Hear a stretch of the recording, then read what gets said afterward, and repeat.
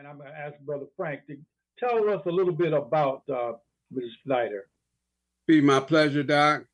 Carolina Schneider is a registered dietitian and founder of Hungry for Plants.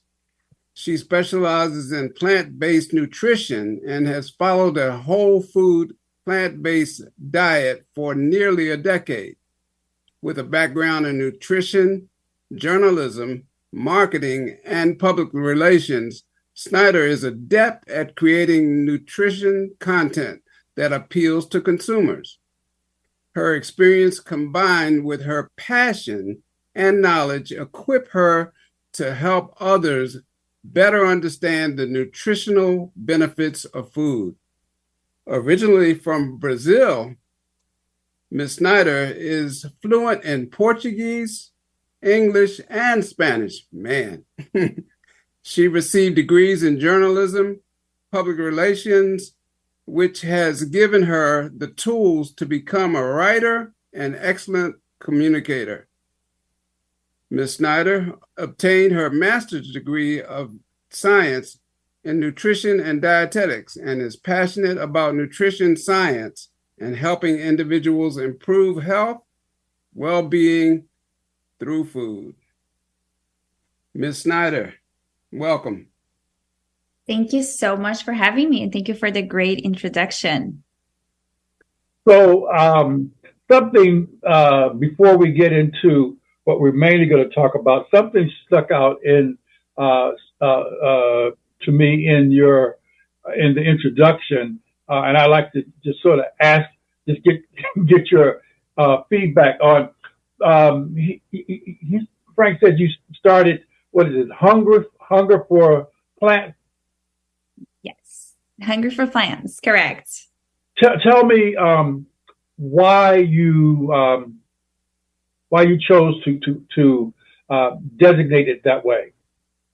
Yes, so as my introduction said, my background's actually in journalism, and I've always had a passion for communication. And when I became a dietitian, that prevailed. I still wanted to communicate nutrition properly and educate, communities on how to eat well. So Hungry for Plants was born as, my way to partner with brands and companies that I believe in, that I believe are doing a great job at offering nutritious, wholesome foods to consumers. And my work with them is really communicating the benefits of a plant-based diet to all, as well as communicate the benefits of their specific products or ingredients to overall health. So by partnering with brands, I believe I can better communicate that message of why we should eat more plants and how plants can help benefit our health in a grander scale versus working one-on-one with people, which I truly, truly love and I'm very passionate about, but the impact is a little bit bigger when I'm able to partner with these types of brands. Yeah, very good, very good. I said, now why would she, I've not heard it that way, but it's very important. And because one of the things, of course, we stress is a plant-based diet and, and getting people to see it is critical because, a lot of people have these misconceptions about, being a vegan and plant-based and, and so this keeps them from even trying to look at it. I had some friends over to the house yesterday, and so I put together some healthy snacks, and one of the things I did was a smoothie, and oh man, they I had to go back and make some more, because they just loved it, and yet I do the smoothies. Yes, they taste good, but I do them because they're really packed with nutrition. And if people would just take the time to, but I hear people that I would never drink that. Have you ever had one? But anyway, I am a biggest fan of smoothies. I actually yeah. They call me the smoothie king around my house, and because I believe that God gave us taste buds because we should enjoy our food. You know, that healthy food should taste good, and if it's not healthy, if it's not tasting good, there's a problem. There's a problem. So, when did food stamps become SNAP? Actually, that was back in 2008. Lord, see how maybe I'm getting too bougie, Frank. and you know, I grew up very, very poor, and I guess it was even probably before food stamps when we were on assistance, and they would give us this this cheese, this welfare cheese that you could, if somebody broke into your house, you hit them in the head, you would crack their skull, you know. But so 2008, and what was the thinking and moving from food stamps to SNAP? No, I believe, from what I'm familiar with, this rebranding was done to kind of modernize and improve the program. I think eating was a big part of it. So making it more about giving people access to nutritious foods and healthy foods. You know, the concept of providing food access is the same, but now I think there's more of an emphasis on the quality of the foods that are being provided, as well as the retailers that are included, and making that program more accessible and healthy foods more accessible to those the beneficiaries in the SNAP program. But whether it's food stamps or SNAP, we know that food accessibility is very, very important, and so. I guess what you're doing with SNAP is another form of advocacy. How did you happen to be drawn to this form of advocacy? Yeah, so I think part of it is my work as a dietitian is seeing and working with lower income populations who are, you know, part of the SNAP program and who put food on their table every month solely through SNAP. I really understood the importance of making this program as good as it can be, because so many people rely on it every single day. We have, you know, about 40 million Americans that rely on SNAP. A lot of those have children and are families with children. About 70% of these SNAP beneficiaries are families with children. So I'm very passionate about making nutritious foods and wholesome foods accessible to all. And I think this SNAP program is one way in which we can do that for those populations who unfortunately don't have as much access or, you know, affordability. So I've actually, I became involved with the Organic and Natural Health Association, who is really at the forefront of this initiative and making, working with, you know, the Farm Bill and proposing this change, that we're going to talk about in a second. But making that process easier for people who want to help and advocate for what we're going to talk about today, which we're going to talk mostly about vitamin D, and how we can make the SNAP better. But yeah, it was through Organic and Natural Health Association, learning more about this initiative, learning more, you know, as a dietitian, how can I help? You know, and how, as a citizen, how can I help? And how can I do more? Even though I don't personally, you know, benefit from SNAP, I don't fall into the SNAP category. How can I help others live a healthier life and benefit from nutritious food? So that, I think that came from my passion for just helping people eat more plants and eat better and live healthier lives. Now you mentioned the Farm Bill, and you know, I generally stay away from from politics, you know, but this bill, why is it so important? Well, first of all, what is it, and why is it so important? Absolutely. So, well, the Farm Bill is actually gets renewed every 5 years. And the reason we're talking about this today, but just to give you a little bit of a background, Farm Bill, it's a comprehensive legislation that's passed by the U.S. Congress every 5 years. It sets policies related to agriculture, food, nutrition, conservation. So it really covers a wide range of these initiatives that support farmers, but also food safety and food access. So the SNAP program is a part of the Farm Bill. So the Farm Bill includes provisions for programs such as SNAP.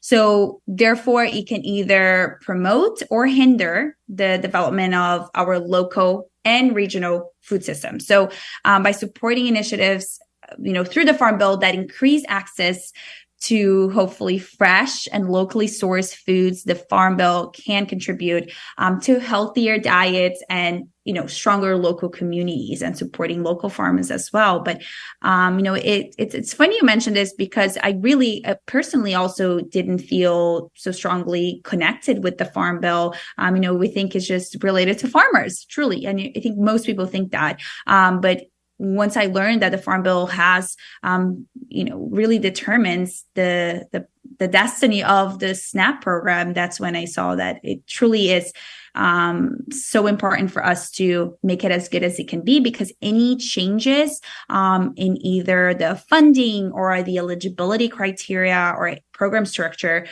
within this Farm Bill can have and will have direct implications for food security and also as a consequence, the well-being of our populations.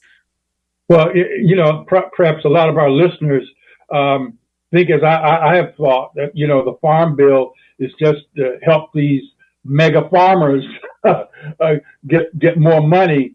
But what you're saying is that there's some really good things in the bill, probably that was put in there with some of these folks kicking and screaming, but nevertheless, they're there.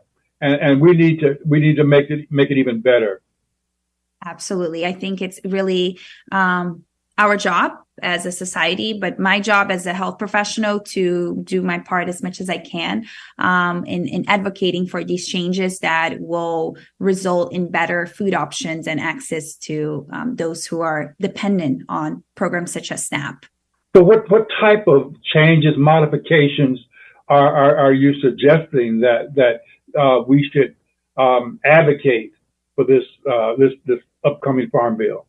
Yeah. So in particular, I'm advocating for adding vitamin D supplementation to the Farm Bill, and we can talk a lot more about this and why this is important. But also, just to give your listeners a little bit of background, the SNAP program does include, a range of foods.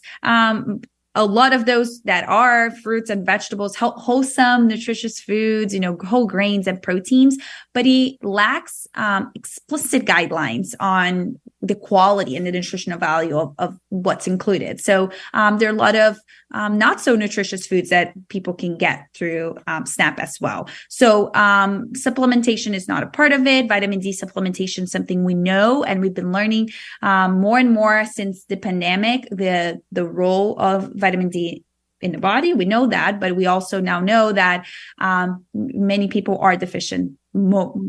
About 40% of our population is in that range. It's more than that. I used to screen routinely for vitamin D. I don't screen for it anymore. Okay. When a patient comes in, I put them on vitamin D. And I put them on high doses of vitamin D for about at least 30 days. And then I screen them, because if I don't, they are going to be vitamin D deficient. I mean, that's just, and you've indicated that vitamin D, we just think it's a nice little cute vitamin, but it is so vitally important. Well, why is vitamin D? What are some of the reasons vitamin D is so important? Absolutely. So first, vitamin D plays a very important role. We know in the absorption of calcium, but also in our immune system. And that's what we saw in research over the past few years, since we unfortunately had to deal with the pandemic. We saw the relationship between those who, had the respiratory illness and respiratory infections and the vitamin D levels. One of the first studies I saw, one of the first positive studies I saw about COVID dealt with vitamin D. It was a study that showed that the populations that took the highest vitamin D had the lowest risk of COVID, had the lowest risk of complications if they got COVID, had the lowest death rates and fastest recovery. So, what you're saying is just absolutely positively true.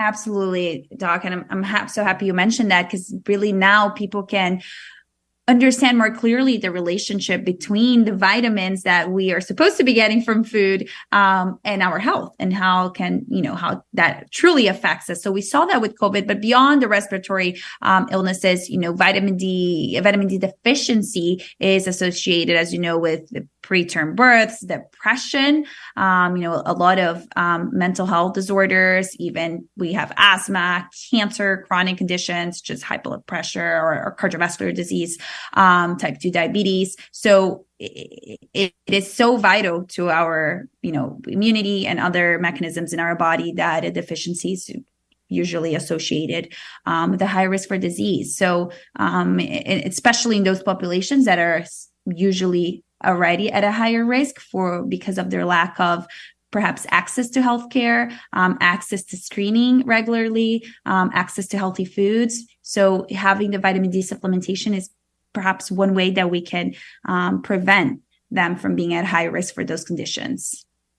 My listeners know that I'm not a big vitamin person, but the one vitamin that two vitamins that I always push is vitamin D and vitamin B. So why would I not just say, well, go get your vitamin D from your food? Why is that not a viable option?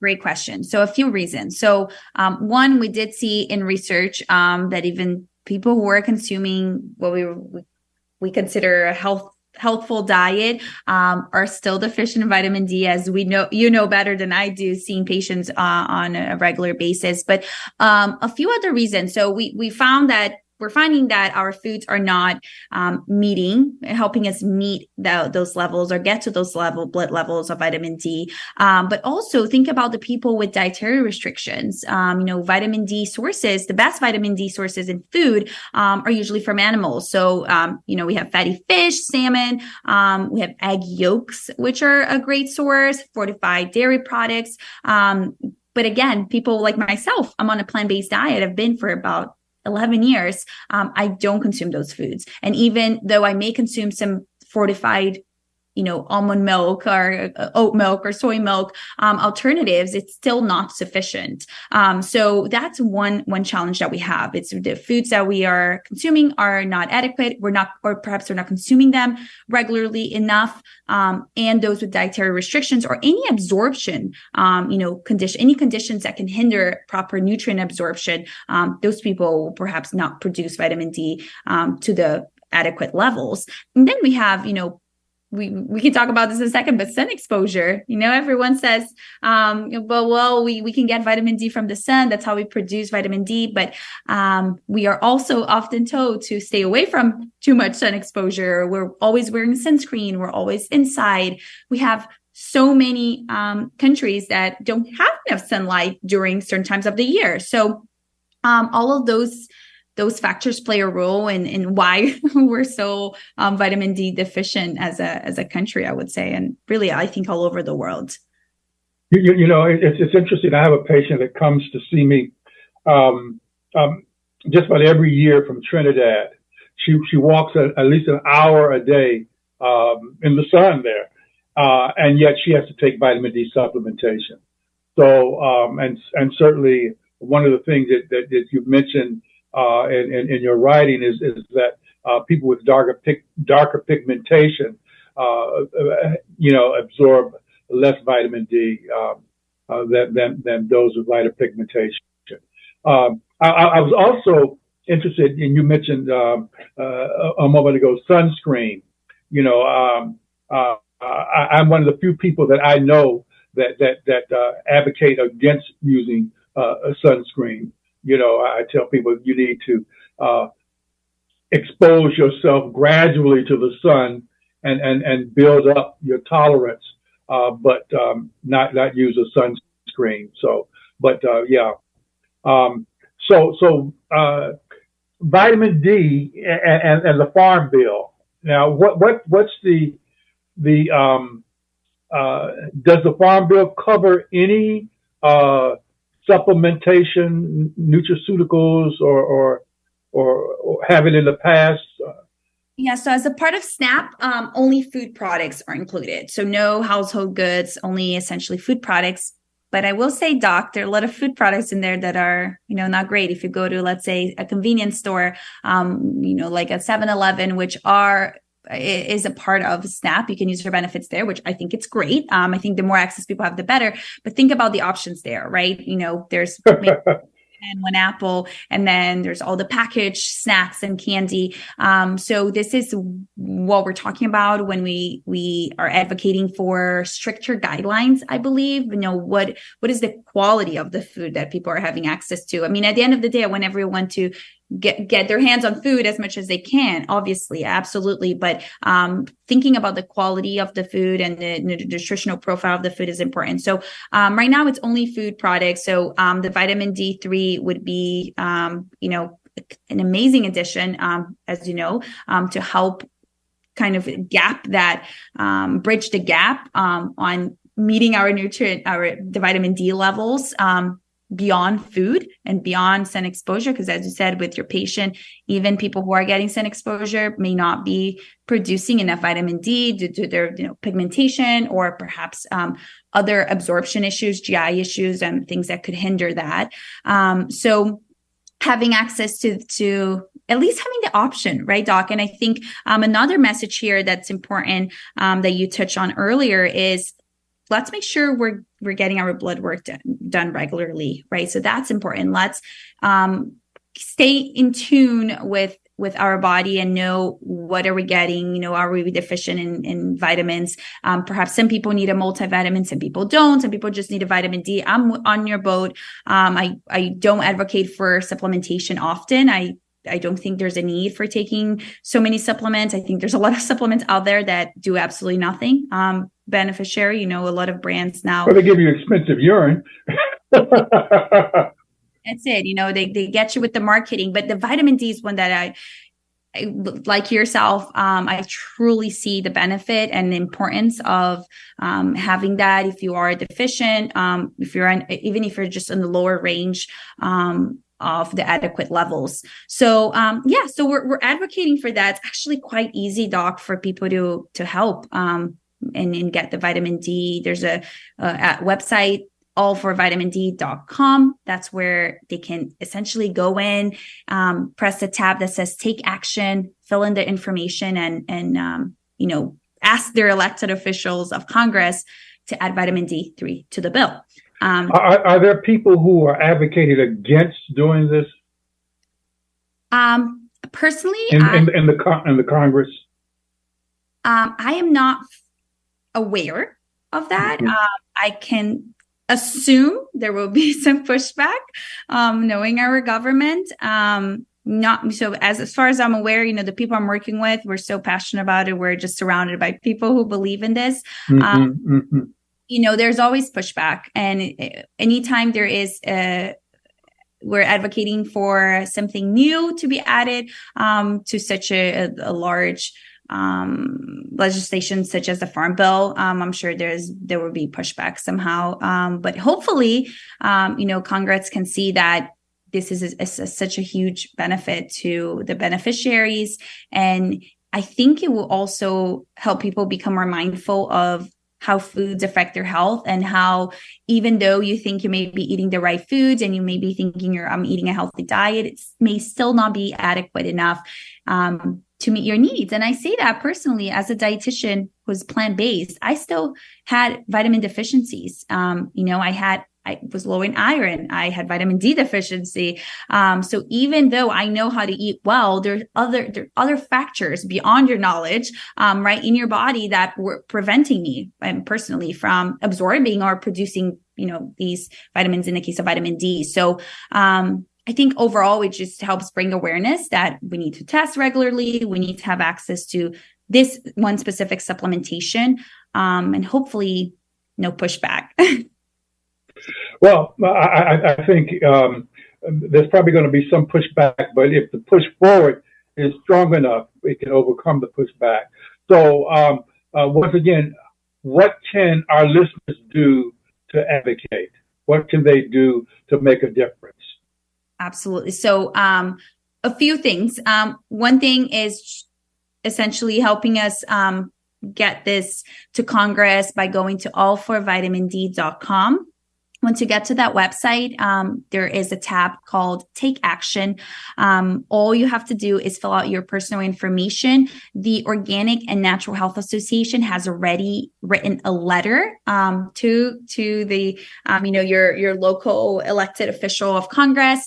It essentially personalizes to your zip code. So once you put in your name, your email, and your address, it will give you the official in your area. The letter's written. You can personalize it if you would like, or if you want to do the least minimal work as possible, all you do is fill out your information and send it. So the work is done. I love that, because I think sometimes people want to help, but if there's too many steps, unfortunately, we're busy, we can't get to it. So I think making this process as easy as possible for people to help is important. So allforvitamind.com, and going into the Take Action tab, it takes about 2 minutes. Another thing, Doc, that I wanted to talk about is those who are already a part of SNAP, knowing that you have access to natural grocers and independent. Yeah, that's where I was going. Yeah. That's very important.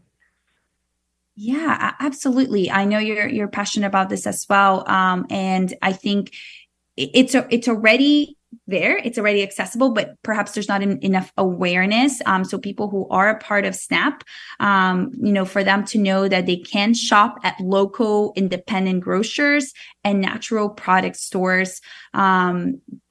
That's a huge already move forward, step towards a healthier diet. And are there certain things that they can purchase?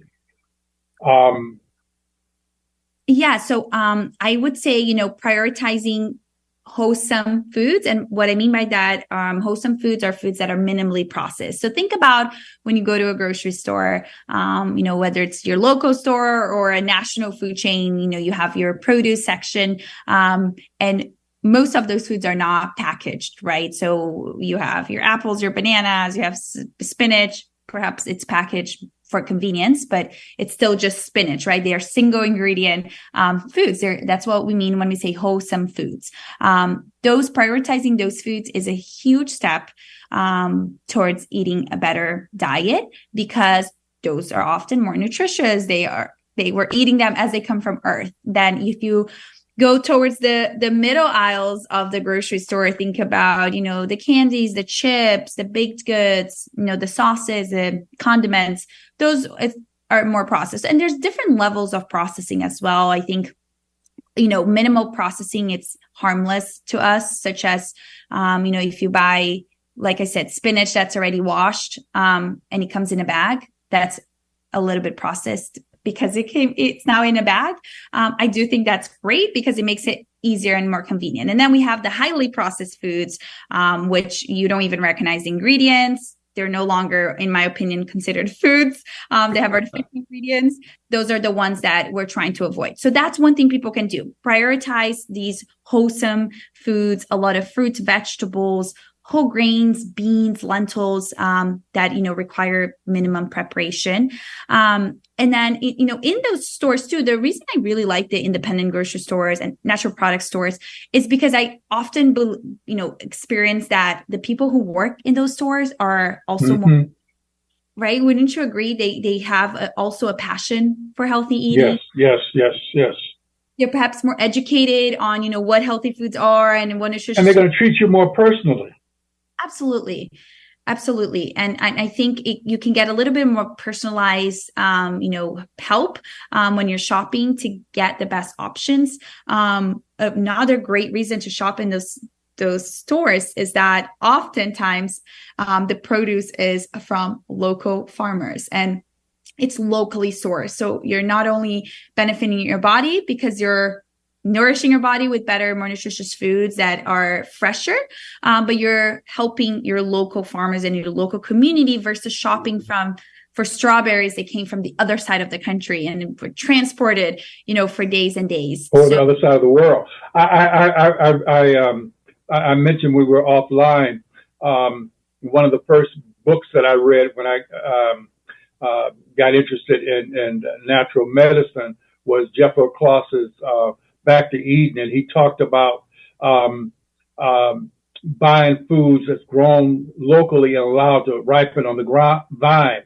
And at some point, I was asked to speak in Vancouver to a group of transplant surgeons, and so I asked the person who invited me to speak why. He said, because your patients do better than all of my patients.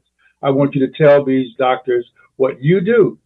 And I thought about the fact that we take food that's grown, number one, from altered genetically altered seeds. We put it in fertile, and we use artificial fertilizers. We use pesticides, fungicides, herbicides. We pick it before it's ripe. And then we cut away, scrape away, and cook away all the nutrients and expect that food to get us healthy. And I thought about it. I said, wait a minute. What if we took a baby prematurely, And I remembered my pediatrics, because at the time I was actually interested in doing pediatrics. And I did it at Bethesda Naval. And we would have babies that was flown from all over the world. And one of them, and they would be on these respirators often. And they were on the respirators because there's a substance called surfactant. Surfactant. It's like a soap that's produced in the lungs, but it's produced in late in the third trimester.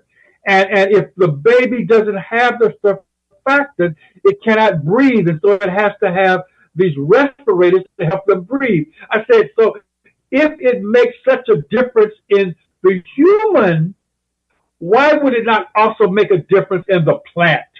And so we need to, it seems so, get stuff grown locally, but it's not just something that's so simple. It's very, very, very important if we understand what's behind it. Am I crazy? Absolutely not. I love that you gave that example, with the premature babies. And I think one thing that prevents people from doing this or shopping at these stores, perhaps is just they're unaware. One, that they have access to them, or the big food retailers in the US are just so prominent. They're so easily accessible. They're in every corner. Same with fast foods, right? If you think of the big fast food chains, you can find them anywhere. And these, unfortunately, these independent grocers and natural product stores, it's harder for them to survive too, financially. And they're not as prominent as the big food, retailers. So one thing that people can do, just if they're wondering, like, well, where can I go? How can I find it? You can actually Google natural grocers directory, or you can go into the INFRA, INFRA store directory, and then it will essentially show you in your area where you can find this independent groceries and natural product stores. So that's helpful. You can also go to the USDA website for SNAP and look at the directory of all the foods retailers that you have access to in your area. And those should pop up as well. So that way you're more informed of, where you can go and use your SNAP benefits. This is Dr. Peter Watkins. The program is To Your Health. And we have as our guest today Ms. Caroline Schneider, who has just given us so much information and suggesting that we need to start advocating. If you have a question or comment, give us a call. The number is 202-588-0893. That's 202-588-0893. It's just these simple things that we often just take for granted can really impact us in so many ways. And so what you're saying that we need to not complain, well, maybe complain too, but in addition to complaining, we need to actually take action, and we need to call our congressmen, our senators, and encourage them to support this farm bill. That it's coming up, and we need their support. So I'm excited about this. I never thought, Frank, I could get excited about being an advocate. I like to stay in my lane, but yet I think this is something worth it, especially when it comes to being able to get adequate nutrition. And if you were advocating for some other supplement, I might say, nah. But vitamin D, it's so very, very important. It decreases inflammation, and my listeners know that inflammation is associated with so many diseases. And so when we are taking adequate nutrition, and we need, I dare say, there's a number of our listeners who are just not taking vitamin D. Mm-hmm. They're not supplementing. And if they're not supplementing, they're not getting adequate nutrition. And so we need to certainly do that. What are some of the other significant things about this farm bill that we need to be aware of? Well, Doc, I think for SNAP specifically, I think it's a combination of us, the beneficiaries, knowing what they have access to and knowing how to make these more educated choices, right? Because we can talk about, yes, we need to eat healthier. Yes, we need to do this and that. But do people really know how to incorporate these changes? What does it mean to eat healthier? A lot of people don't know that because that's not something we learned. We don't learn nutrition. I'm sure you can say that. It's no question. I'm getting ready to start this big campaign for diabetes because it's such a disease that's so easily prevented and reversed, but and vitamin D is important for that. But let's go to our phones. Yes, caller, you're on the line. Yes, thank you. You're going to cut your radio off, please. Hello.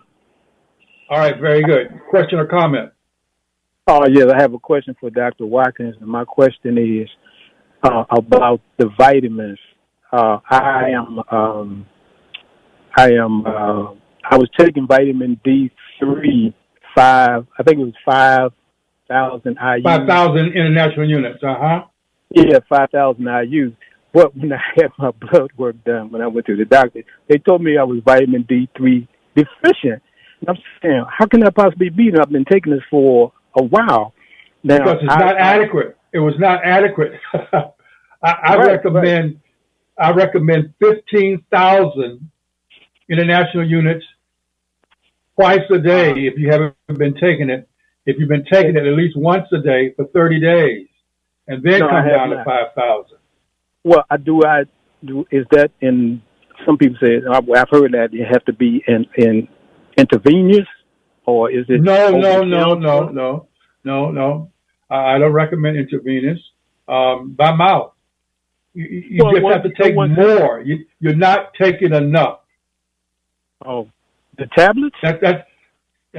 You're not taking enough. If 15,000 IUs twice a day times 30, and the range is generally 30 to 100. All right, that's the recommended range. When I first started advocating for vitamin D, taking the levels, people would have 18, 22. Then I start seeing it go down 11, even as low as 8. You know, and it's just ridiculous. And it's because we're not getting adequate. And and unfortunately, most doctors don't recommend adequate amounts of vitamin D. All right? Right. Even though they know how important it is.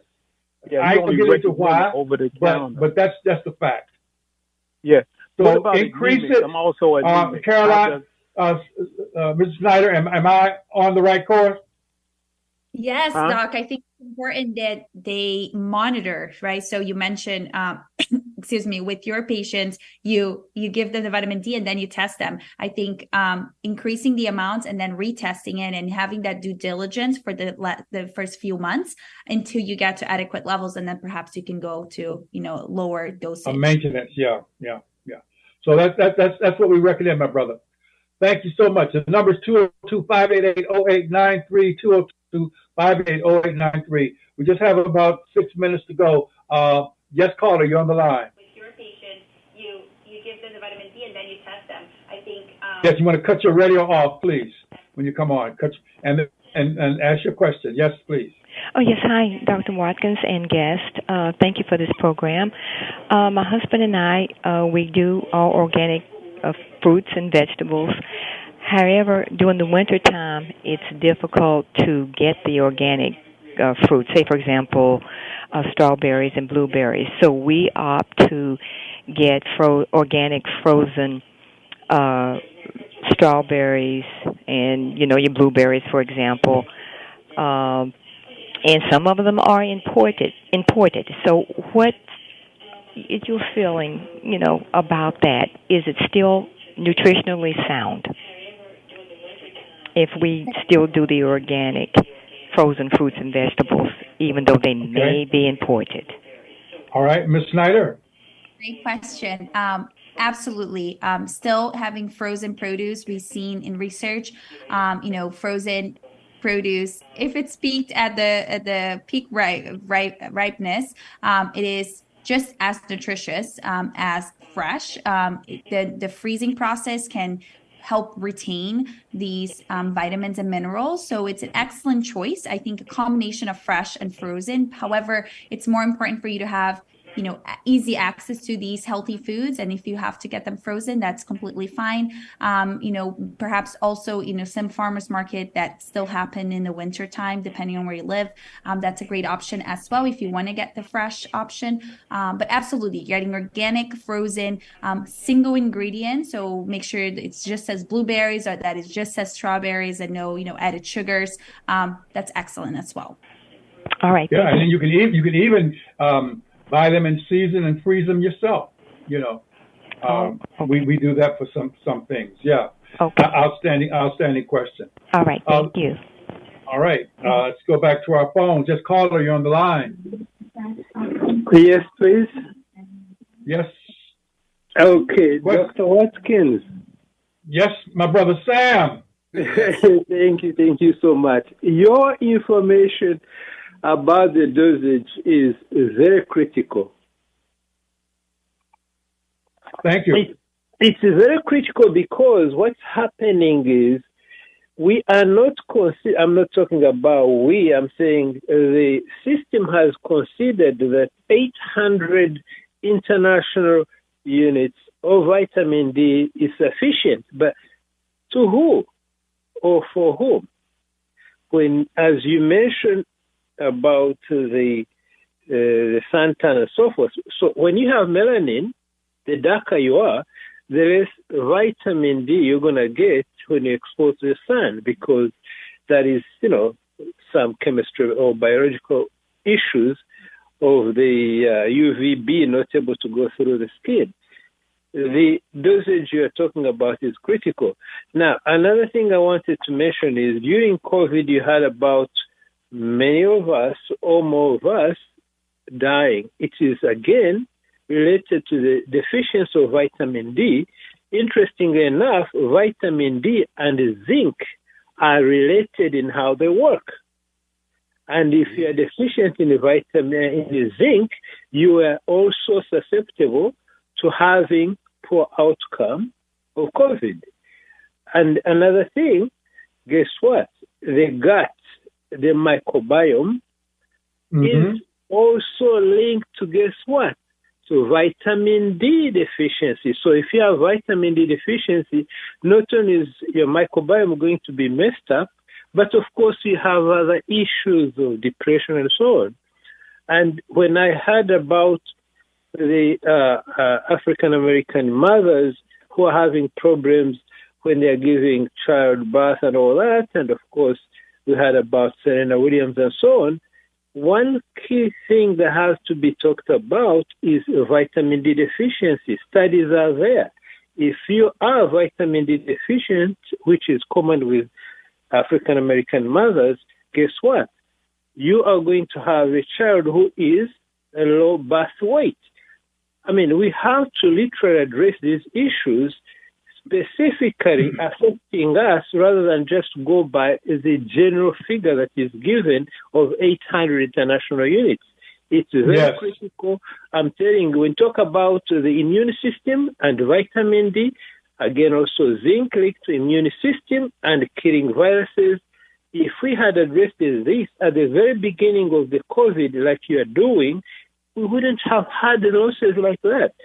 It is something that we have to address it, and I'm glad the sister who is talking on your show is addressing it through the bill that is coming up.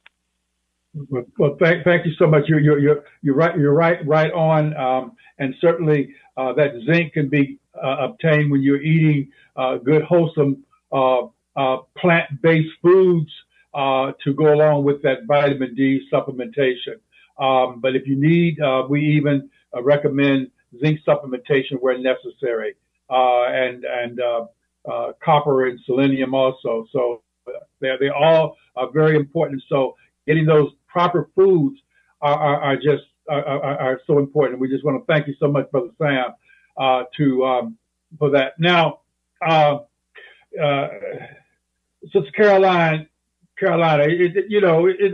this time has just ran away from us, and I really enjoyed the discussion that we've had here today. Now, if someone, once again, they want to advocate for vitamin D or for this food bill, how would they do that? And secondly, if they wanted to contact you or your organization, how would that happen also?